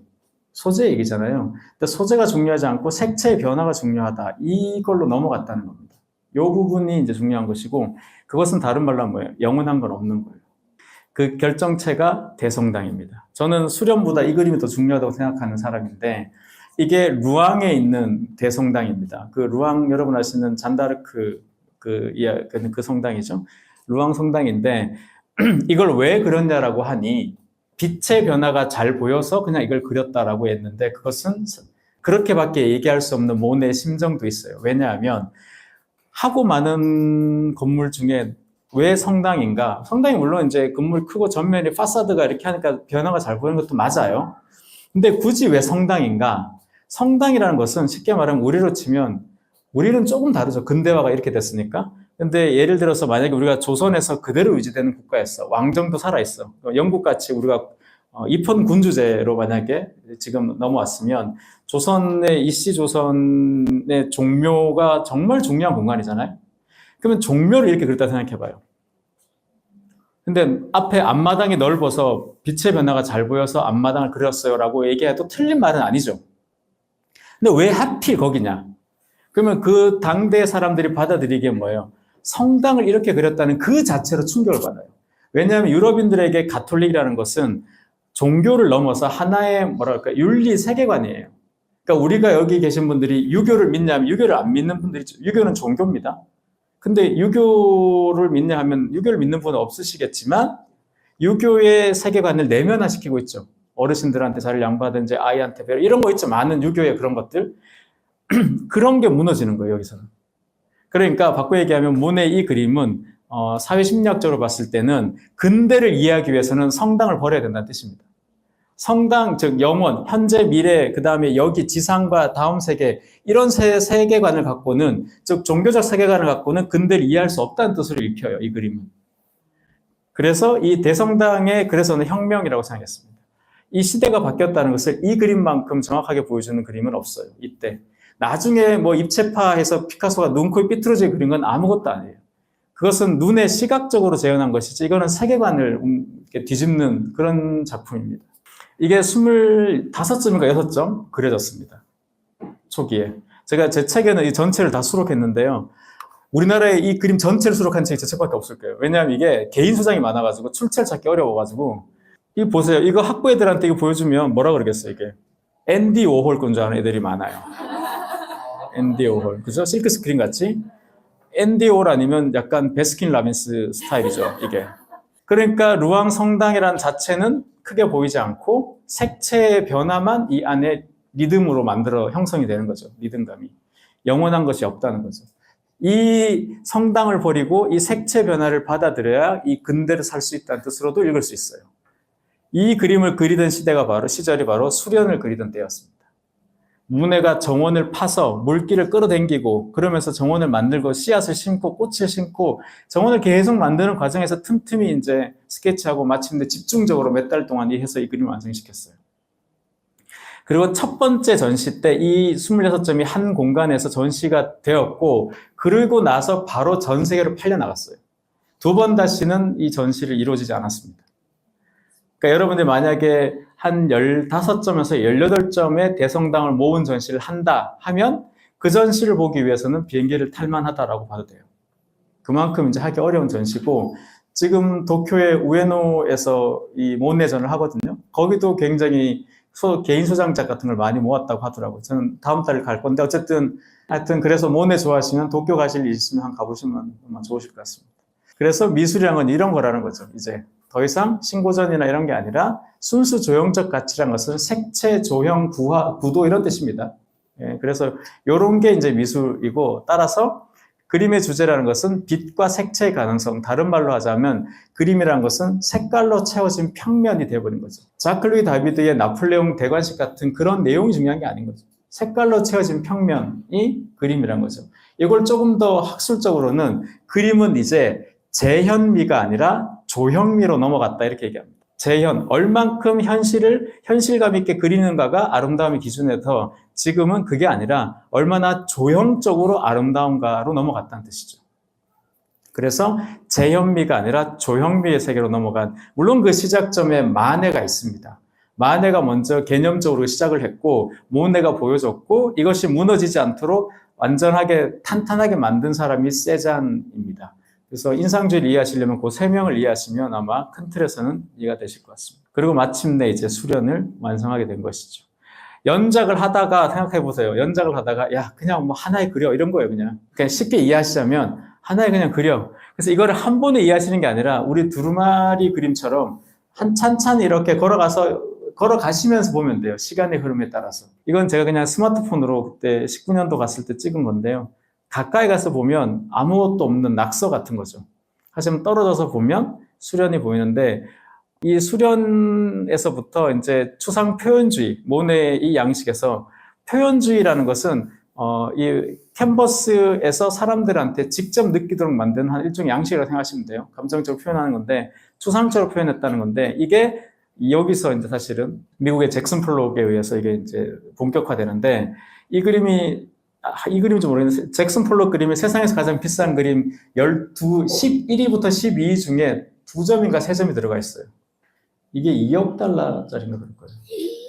2억 달러면 2,500, 600억 하죠. 을지문덕 때부터 매년 1억씩 모아도 이 그림 못 삽니다. 엄청 비싼 거예요. 그런 게 2-3점인가 있어요. 그리고 마크 로스코나 조안 미첼. 조안 미첼은 특히 이제 모네랑 많이 하고 로스코도 뭐 잘 아시죠. 그리고 한국의 황기도 같은 맥락으로 이해하시면 됩니다. 다 이렇게 이어지는 그 흐름이 있죠. 이게 추상표현주의라고 보시면 됩니다. 그리고 이 다양한 시간대의 수련이라는 것은 여기서 보고 그린 거예요. 절묘하지 않습니까? 제가 찍어왔는데 놀랍죠. 이게 5월 말에 가서 아직 수련이 피지 않았는데요. 수련은 6월에 피죠. 그래서 아직 안 폈을 때 갔는데요. 오전 시간대였습니다.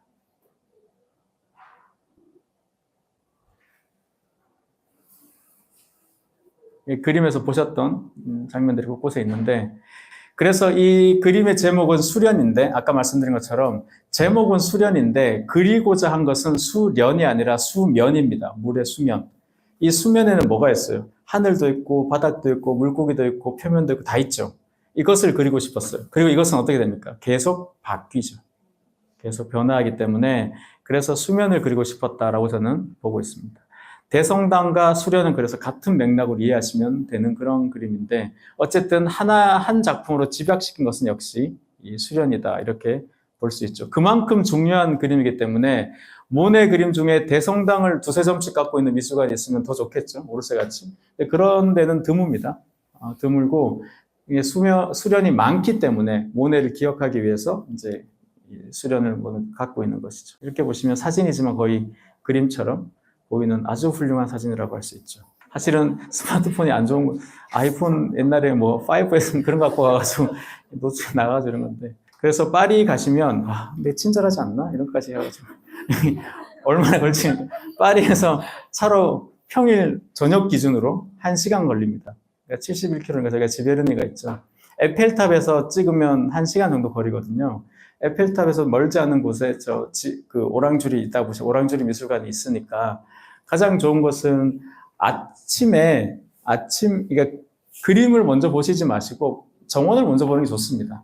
정원을 먼저 보시고 정원 안에도 미술관이 있거든요. 그 미술관도 보시고 그 근처도 좋은 미술관이 있어요. 그 미술관 보시고 해질 즈음에 와서 이 오랑주리에 들어가시면 별로 안 기다리시고도 볼 수 있고 그래서 다음에 혹시 기회 됐으면 파리 가시면 한번 멀지 않는 거리죠. 그러니까 렌트 하셔가지고 근데 대중교통으로 가면 조금 오래 걸립니다. 교통이 좀 불편하니까 렌트 하셔가지고 다녀오시면 되지 않을까 싶습니다. 그리고 2017년부터였나? 하여튼 15년부터 언젠가부터 한번 보수를 한 다음에 여기서 음악회도 열립니다. 왜냐하면 이 인상주의 그림이 나오고 나서 인상주의 음악도 이제 나오는데 대표적으로 여러분 좋아하시는 그 클레어 들윈 작곡한 그 달빛이라고 하죠. 작곡한 그 드뷔시 같은 드뷔시는 아니면 에릭 사티죠. 짐노페디 작곡했던 특히 이제 드뷔시 100주년이 몇 년 전이어서 연주회가 자주 합니다, 여기. 혹시 여행을 계획하고 계시면 검색을 해보시고 연주회가 있으면 사실 뭐 정신 사납죠, 사실 연주 듣기는. 그런데 이런 미술관에서 연주회가 이루어지는 게 잘 없기 때문에 굉장히 또 좋은 경험입니다. 그래서 그때도 한번 맞춰 가시면 좋을 것 같고, 무엇보다 이 오랑주리 미술관은 조지 클레망소 당시 이제 그 수상이었죠. 조지 클레망소가 모네의 아틀리에에 있는 그림 6점을 위해서 만든 미술관입니다. 국가가 어떤 특정 화가의 특정 작품을 위해서 미술관 만든 경우는 없거든요. 이제 이게 여기서 그만큼 모네가 프랑스로서는 정말 자랑하고 싶은 화가인 거예요. 그리고 어떤 나라마다 그걸 정해놓은 건 아닌데 나라마다 그 나라를 상징하는 색깔이 있거든요. 우리는 왜 빨간, 파랑 이런 거 많이 쓰잖아요. 일본은 약간 세련된 회색이 있어요. 그걸 많이 씁니다. 일본 빨간색도 많이 쓰는데 빨간과 흰색을 섞으면 회색이란다. 오렌지니까 그 회색이 있어요. 이게 회색 톤. 푸른 빛이 도는 회색이 있거든요. 그 색을 많이 쓰고 프랑스는 사실 제가 입은 이런 보라색을 많이 씁니다. 이 보라색을 잘 모르시겠으면 그 루이비통 아시죠? 그걸 사시면 그 패키징 할 때 리본 묶어주는 리본 있죠. 그 색이 모네의 그 바이올렛입니다. 모네 그림에서 나오는 보라색이에요. 그래서 그 모네가 그만큼 프랑스에서는 정말 국민화가라고 불러도 무방할 만큼 굉장히 사랑받는 그런 화가인 거죠. 그리고 무엇보다 모네 개인으로는 좀 불행했습니다. 오래 사셨어요. 되게 장수하셨는데 아까 그 지베르니 시절에 이 자신이 눈이 요즘 말하면 백내장이었는데 요즘 아무것도 아니죠. 근데 저 때는 그게 이제 되게 두려웠어요. 자기가 이거 수술 잘못돼서 시력을 잃을까봐. 그래서 계속 미루다가 당대 최고의 안과이라는 스위스의 그 어느 박사한테 수술을 받았어요. 그런데 결국 정말 이 사람이 염려대로 잘 안 됐습니다, 수술이. 그래서 한때 눈이 거의 안 보여서 여러분 모네의 후기작 중에 그림 보면 색을 마치 빈센트 반 고흐처럼 물감을 막 짜가지고 이렇게 좀 과하다 싶은 그림들이 있어요. 그건 왜냐면 그때 걔가 수술이 잘 안 돼가지고 색을 못 보던 때에 팔레트에 자기가 다 기억할 거 아니에요. 평생을 썼으니까. 그래서 왼쪽에 두 번째는 파랑이고 뭐 이걸 다 기억하니까 그거에 의존해 색을 칠했어요. 그러다 보니까 물감이 과하게 칠해진 거인데 그런 어떤 사소한 질병도 본인을 힘들게 했는데 무엇보다 자기가 사랑하던 사람들이 한 명씩 다 먼저 죽은 거예요. 뭐 부인이 죽고 두 번째 같이 살던 부인도 죽고 자기 자식도 먼저 죽고 계속 그렇게 그 고통도 굉장히 컸을 것 같아요. 자기 친구들도 많이 같이 그림 그리던 사람들도 앞다투어 죽고 모네와 그래도 그나마 르누아르가 좀 오래 살았는데 모네는 북부에 살고 이제 르누아르는 우리 치면 여기 울산이랄까 동해라 그랬지 남해 쪽에 여수 이런 데 살았어요. 얘는 이제 일산 같은 데 살고 그러니까 이제 사실 자주 만나지도 못했던 그런 사이여서 그래서 굉장히 그런 면에서는 좀 어쩌면 되게 고통이 있지 않았나 싶은 그런 화가인데 사실은 모네가 학술적으로는 많이 안 다루는 이유는 미술사에서 이렇게 막 마네와 세잔만큼은 아니라고 보는 학자들이 많습니다. 워낙에 마네와 세잔이 중요하다 보니까 그 사이에 끼어 있다 보니 좀 다루는 학자들이 많지 않고 근데 일반인들한테는 너무나 좋은 사랑받는 그런 화가인데요. 모네를 사랑하는 가장 큰 이유는 바로 여기 있지 않나 싶어요. 예술가가 보통은 자기가 어떤 걸 스타일로 성공하면 그걸 계속 자기 반복을 많이 하는데 모네는 계속해서 새로운 걸 도전해 갔습니다. 그래서 노르망디에서 좀 잘 그리던 풍경화가에서 파리에 와서 새로운 인상주의라는 것을 하게 되고 거기서 인상주의에서 주목받는 화가로도 충분했을 텐데 거기서 다시 연작이라는 개념을 갖고 와서 다시 인상주의를 더 발전시키고 마침내 수련까지 가게 되는 그래서 거기서부터 인상주의, 저게 인상주의구나 라고 사람들한테 딱 느끼게 만든 게 대성당과 수련이거든요. 그러니까 그걸 보고 나서 더 이상 색채만으로는 그림을 그리면 안 되겠구나 해서 세잔이 등장해서 형태가 중요하다 이렇게 하는 거거든요. 그 관점에서 봐도 모네는 정말 이렇게 우리가 생각하는 그 예술가 끊임없이 새로운 것을 추구하고 계속 나아가는 그래서 모네가 조금 더 사셨더라면 우리가 생각하지 못한 또 수련 그 다음을 또 그렸을 수도 있는 그런 화가이지 않나 이렇게 볼 수 있습니다. 그래서 예술가는 항상 도전한다. 그런 면에서 사람들이 사랑하는 것이 아닌가. 시각적으로 그냥 그림이 예뻐서 물론 좋아할 수도 있죠. 그렇지만 계속 이제 이 사람에 대해서 알아가다 보면 결국 이런 생각을 같이 할 수 있지 않을까 싶습니다. 자, 오늘 여기까지 하겠습니다. 고맙습니다. 시간이 좀 지나긴 했는데 혹시 질문 있으실까요? 수련 말고 네. 모네 작품 중에 특별히 뭐 시작하거나 저는 아까 설명드렸던 대성당? 그 그림이 제일 중요한 작품이지 않나 싶어요.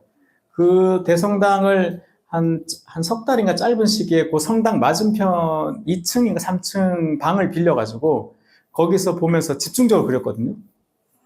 그때 그 경험과 학습을 통해서 새로운 걸 끊임없이 시도한다는 건 뭐냐면 A를 해서 뭔가를 해보고 시행착오를 겪고 학습을 하죠. 그 다음에 가서 이걸 다시 보완해서 뭔가를 하잖아요. 대성당을 통해서 뭔가를 이제 학습하고 시도하고 배운 것을 뭐 수련을 통해서 완성한 그런 면이 있다. 그래서 저는 이제 그 대성당이 굉장히 중요한 그림이 아니에요. 아니면 소품들 꽃 그림도 되게 좋죠. 되게 좋습니다. 근데 대표작이라고 하기는 좀 어려운 거죠. 아무래도 모네한테는. 그러니까 붓꽃을 그린 모네에 대한 뭐 비하인드 스토리나 그건 제가 잘 모르겠습니다. 붓꽃은 사실은 빈센트도 굉장히 그 상징적인 그림이어서 모네 같은 경우는 그 정원에서 이제 그린 그림이잖아요. 그 정원에서 특별히 그것이 모르겠어요. 제가 아는 한에서는 그게 특별히 이제 뭐 하나의 주제로서는 취급을 별로 안 하는 편이라서 거기는 이제 뭐 보라나 이런 색감을 주로 그린 거고 그 붓꽃 시리즈 중에 아까 말씀드린 것처럼 물감이 과도하게 칠해진 것들이 몇 점 있는 정도로 알고 있습니다. 네. 제가 혹시 알게 되면 다음에 말씀드릴게요. 쳐보시면 나와요. 모네, 아이리스, 히든 스토리. 별로 없어가지고 혹시 알고 계신지. 근데 그때 그 붓꽃은 잘 모르겠는데 모네가 저 정원을 꾸미면서 자기가 정원사인 것이 더 좋다 뭐 이런 얘기를 많이 했대요. 사람들 오면 마치 여러분 강아지 키우면 강아지 자랑하느라 바쁘듯이 사람들 오면 그림 얘기 안 하고 계속 야, 이 꽃 봐봐. 이 꽃이 먼저 아니니? 그래서 막 그런 얘기를 많이 했다 하더라고요. 그래서 자기는 정원사일 때 더 행복한 것 같다. 뭐 그런 얘기 했고 일본에서 그 종자가 너무 비싼 종자를 실제로 수입해서 심으려고 이제 돈을 진짜 여기에 다 쏟아부었다고 하더라고요. 정원에. 그래서 그런지 자손들도 그렇고 되게 잘 갖고 오는 것 같고요. 그리고 파리 가시면 그 오르세 미술관이 있고 오랑주리 미술관이 있는데 사실 모네 작품이 그만큼 더 많은 곳이 그 마르모탕이라는 미술관이 있습니다. 마르모탕 모네라고 16구라는 곳에 있는 좀 한적한 좀 부촌에 있는 미술관인데 모네의 후손들이 자식과 후손들이 대부분 작품을 거기다 기증했어요. 마르모탕에. 그래서 인상 해돋이 그림도 오르세가 아니라 거기에 있습니다. 마르모탕에 있고 수련도 있고 좋은 작품들이 굉장히 많습니다. 거기에. 그래서 모네 좋아하시면 잘 모르셔서 요즘은 뭐 검색하면 많이 나오니까요. 그래서 마르모탕 모네 이름도 모네라고 붙어 있으니까 거기다 한번 가보시면 자, 오늘 여기까지 하겠습니다. 건강하시고 행복하세요. 고맙습니다.